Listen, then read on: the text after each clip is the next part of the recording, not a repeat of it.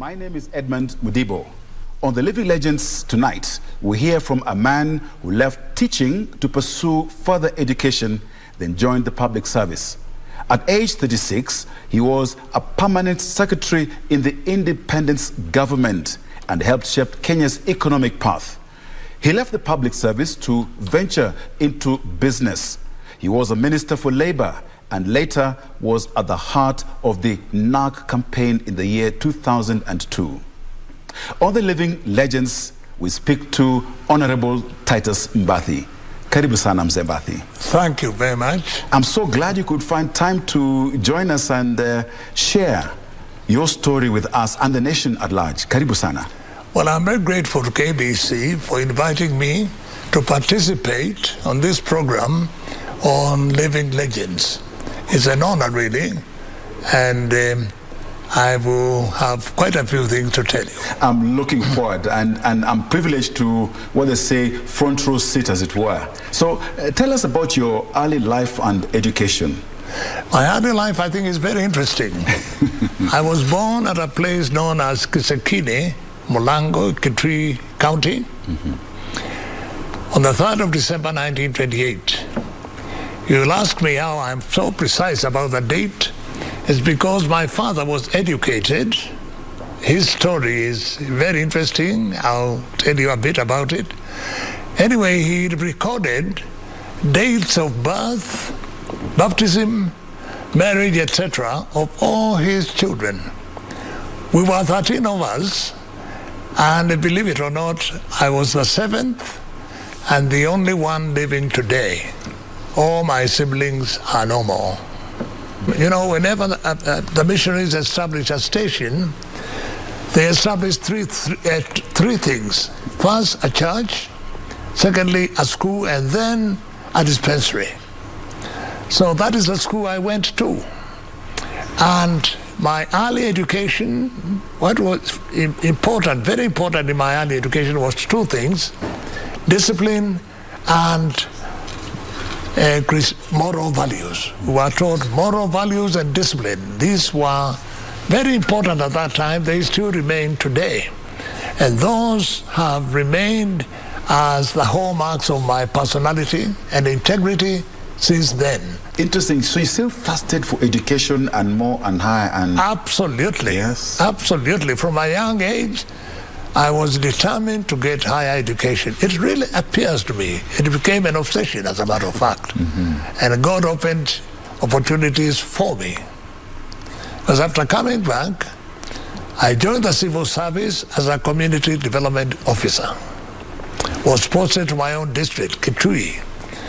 And after working for 2.5 years, I got to know that there were Fulbright scholarships being offered to students from Kenya and other places.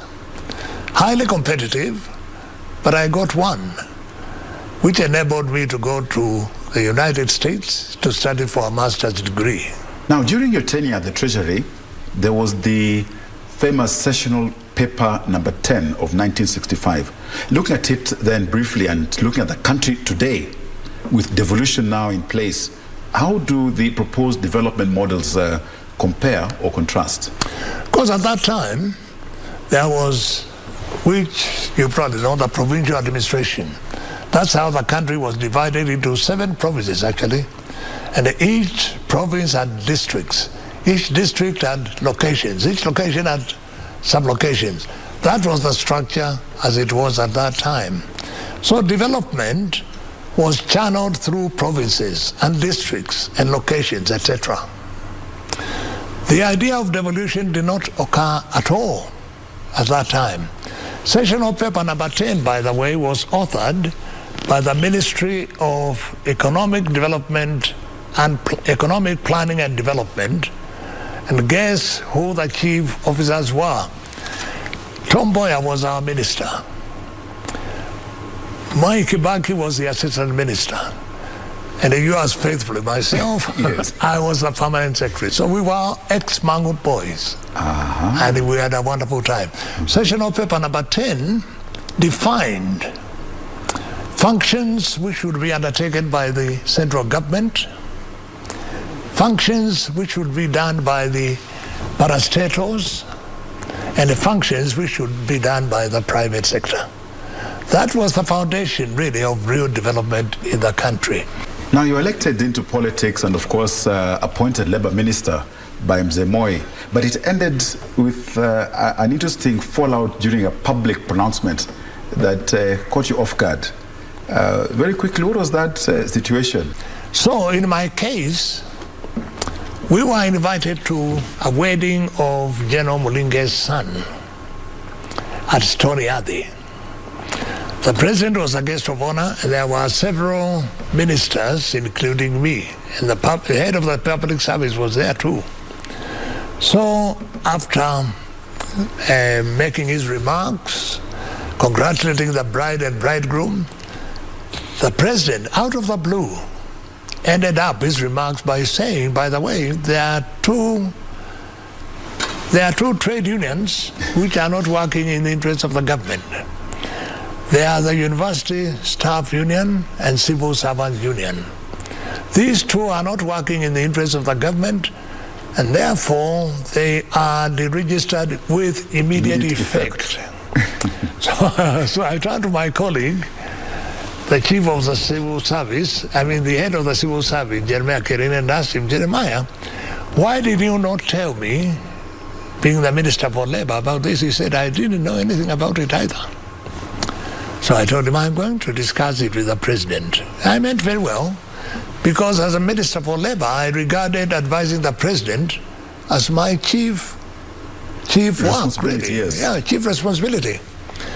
So, to cut a long story short, when I met the president, told him, Your Excellency, I didn't know anything about this, and anyway, as you are Minister for Labour, I should draw your attention to the fact that the unions should have been consulted to give their, viewpoint.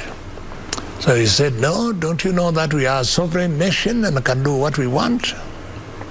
I said, yes, sir, but there are certain protocols, international protocols, to which we are signatories and we should respect them. Then he looked at me and said, no, we are sovereign, we can do whatever we want. And then he asked me, are you the same person I appointed minister? So I knew that my goose was cooked. Now, your appointment post-2003 was board chairman of the power purchase producer KenGen. And you were instrumental in the transformation of the institution from being 100% owned parastatal to a listed firm at the NSC. What are some key lessons?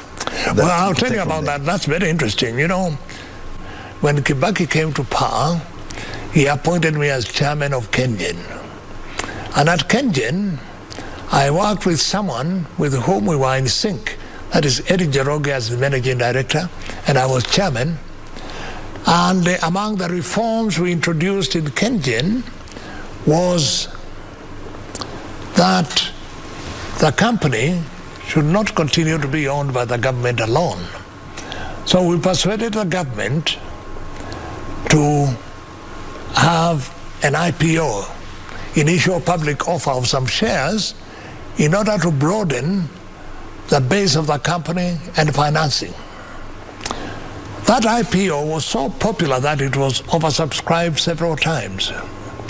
And it is what really opened the door for investing in shares and stocks. And since then, this has become a very important avenue for financing and growing our economy. Wonderful. And I'm very pleased you penned an autobiography, which I have here in my hand. My Life's Journey, an autobiography.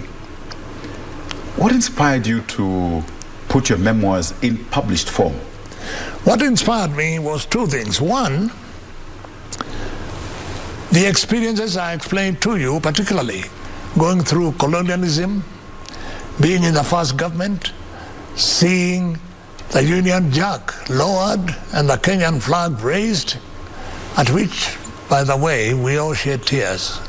It was a wonderful experience to know that you are no longer a British subject, but a Kenyan citizen. You just found tears flowing. It was very emotional. Oh, very, very emotional.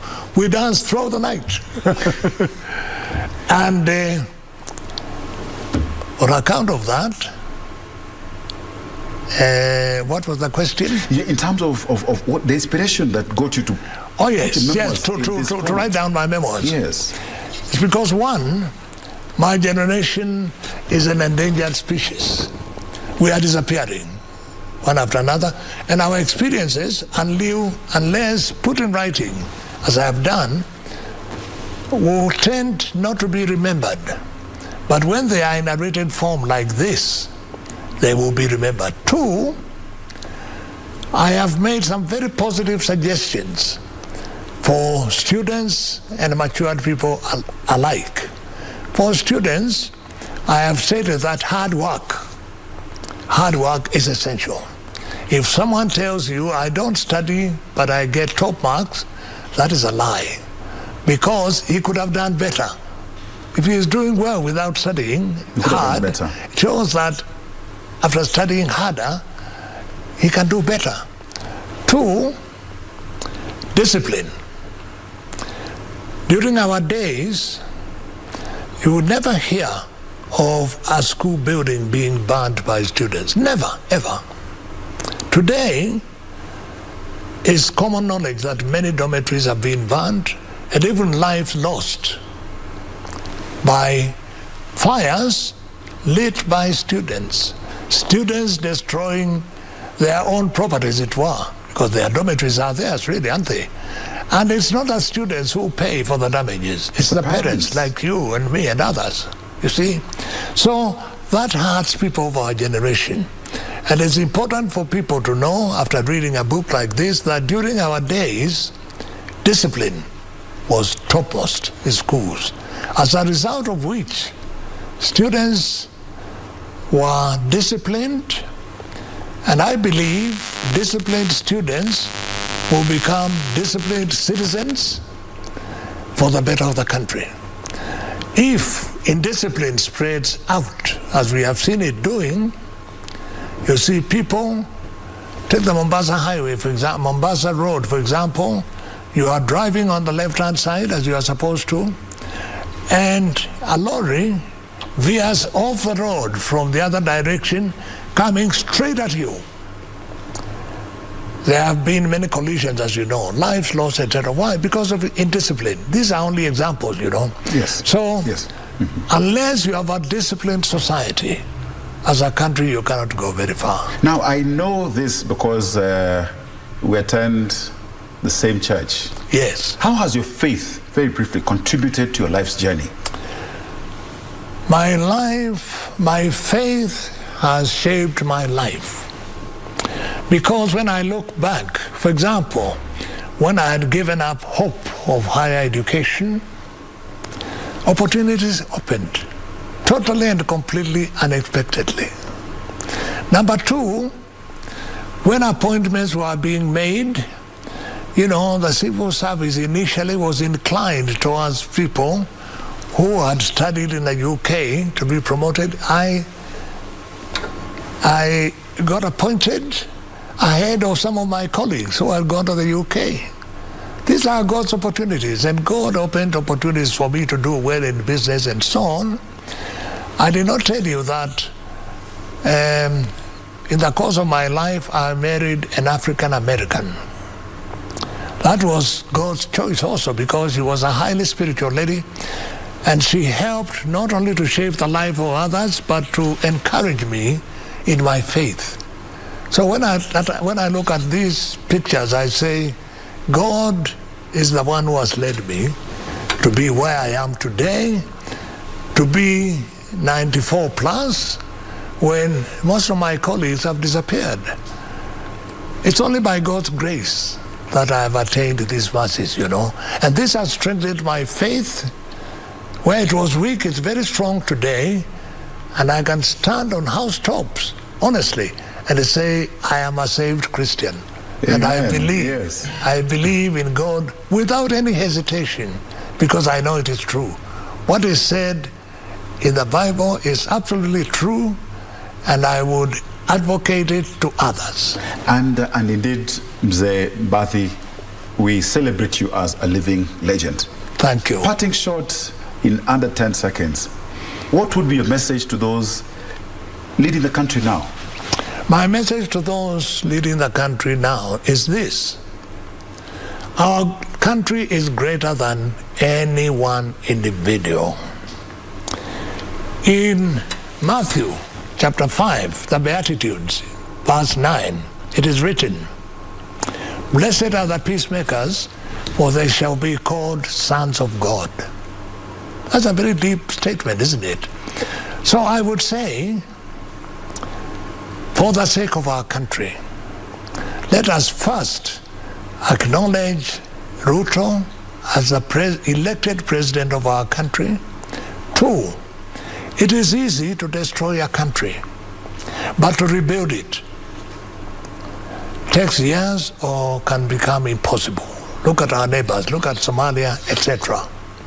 So I would appeal to our leaders in the interest of our country to agree to dialogue, because with goodwill, any problem can be resolved with goodwill.